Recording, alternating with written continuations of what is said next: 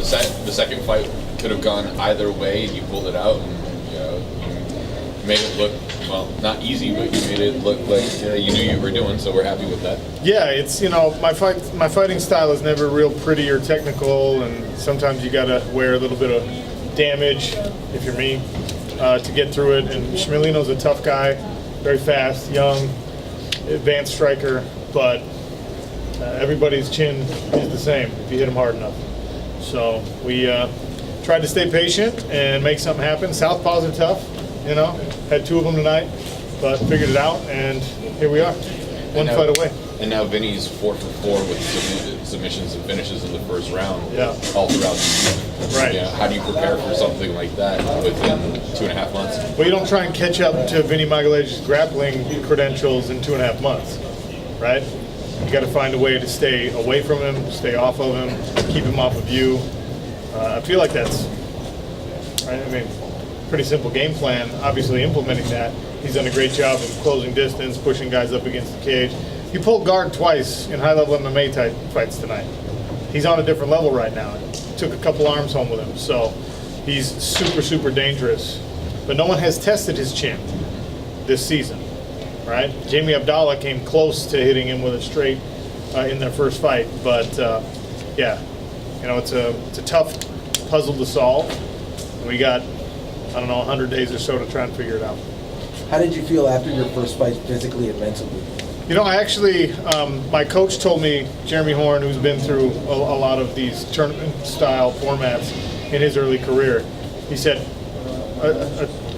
fighting after you win or lose is actually the best feeling in the world, because if you win, what do you want to do? You want to go right out there and do it again. You feel like $1 million.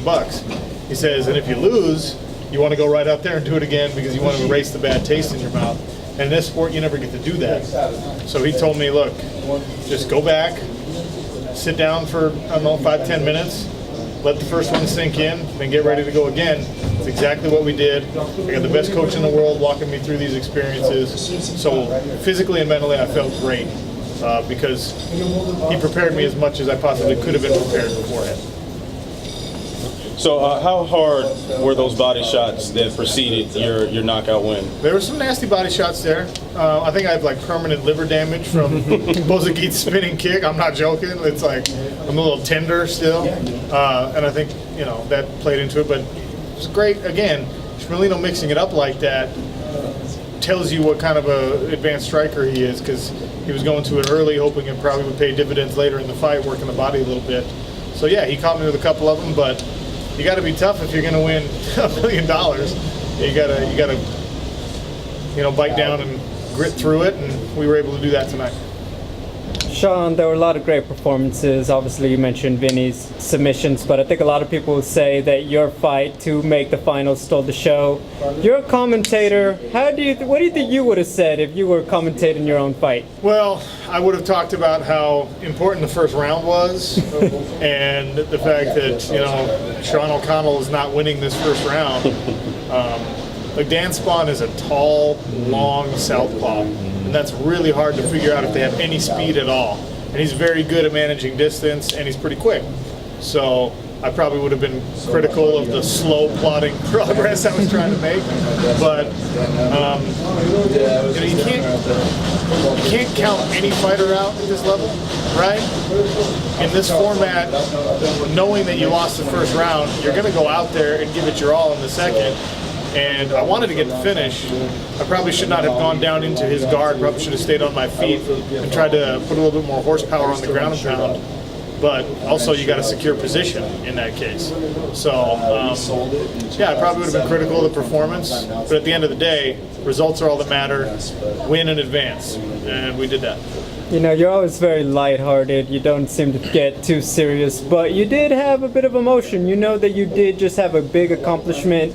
How do you put into words that, like, you know what, I got these two guys, I'm going to compete for $1 million? How do you put into words what that feels like? It's tough because as a mixed martial arts fighter, we all have these dreams that, something big is going to happen. You're going to make enough money to actually change your life a little bit and make things better for your family.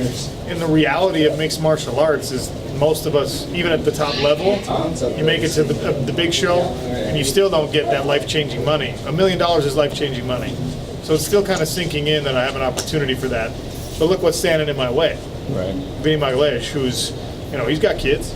Yeah. He's trying for $1 million for them.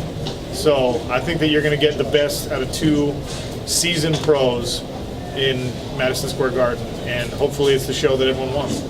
Real quick, we were wondering, because you've already done it in the past, but on this big event, the championship match, will you be doing commentary before that show, or are you going to be just focused entirely on your match? I would like to, but I promise you this, the PFL is not going to let me. Okay.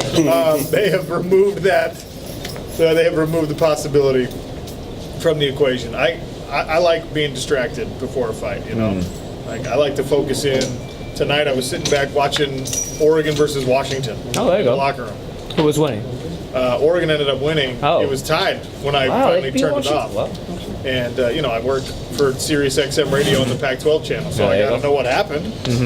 So I was watching that for, the first hour I was here backstage when everyone else was warming up. And then I put it away, got down to business, and, we're headed to the finals. But they're not going to let me commentate the Madison Square Garden show, even though I would like to. Will you be commentating their last show, the quarter and semis this month? I will be in DC next week, calling the Facebook Live, Facebook Watch shows.